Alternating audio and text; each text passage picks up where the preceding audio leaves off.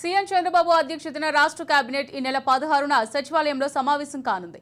మరో 4 నెలలకు vote and account budget ordinance ను ఆమోదించే అవకాశం ఉంది.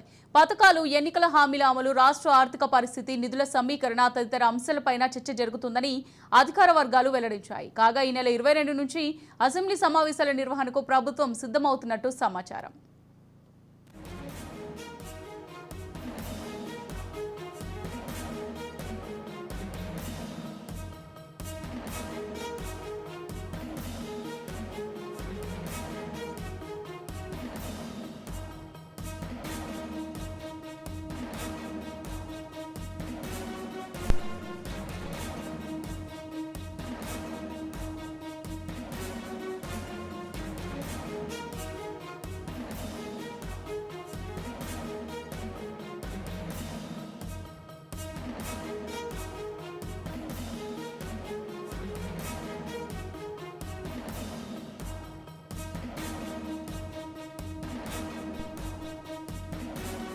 సీఎం చంద్రబాబు అధ్యక్షతన రాష్ట్ర కేబినెట్ ఈ నెల 16న సచివాలయంలో సమావేశం కానుంది.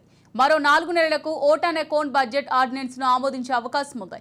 పథకాలు, ఎన్నికల హామీల అమలు, రాష్ట్ర ఆర్థిక పరిస్థితి, నిధుల సమీకరణ తదితర అంశాలపైన చర్చ జరుగుతుందని అధికార వర్గాలు వెల్లడించాయి. కాగా ఈ నెల 22 నుంచి అసెంబ్లీ సమావేశాల నిర్వహణకు ప్రభుత్వం సిద్ధమవుతున్నట్టు సమాచారం. రైట్, ఇక ఇదే అంశానికి సంబంధించి మరింత సమాచారం మా ప్రతినిధి శ్రీనివాస్ అందిస్తారు. శ్రీనివాస్ చెప్పండి, ఈ నెల 16న సచివాలయంలో సీఎం చంద్రబాబు అధ్యక్షతన రాష్ట్ర కేబినెట్ సమావేశం జరగనున్నట్టుగా తెలుస్తోంది. మరి దీనికి సంబంధించి పూర్తి డీటెయిల్స్ ఏ విధంగా ఉన్నాయి శ్రీనివాస్?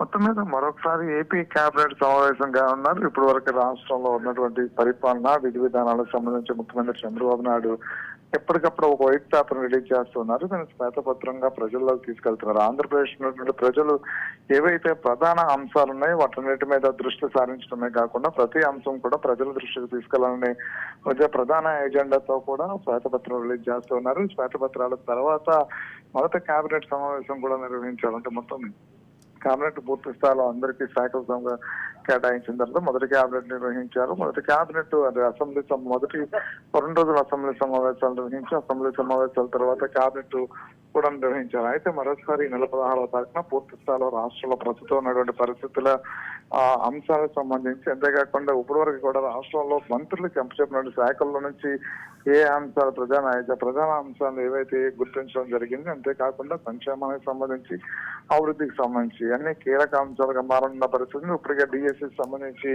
టెట్ కి సంబంధించి షెడ్యూల్ కూడా విడుదల చేశారు. డిఎస్సికి సంబంధించి పెద్ద ఎత్తున కసరత్తు జరుగుతున్న పరిస్థితి, విద్యకి వైద్యానికి సంబంధించినటువంటి అంశాలు, అంతేకాకుండా లా అండ్ ఆర్డర్లకు సంబంధించినటువంటి కీలక అంశాలు ఇవన్నీ కూడా పరిశీలించాల్సిన నేపథ్యం ఉంది. అన్నింటినీ దృష్టి సారించి మరోసారి ఏపీ కేబినెట్ నెల 16న సమావేశం కానున్న నేపథ్యం కనిపిస్తుంది. Right, thank you Srinivas.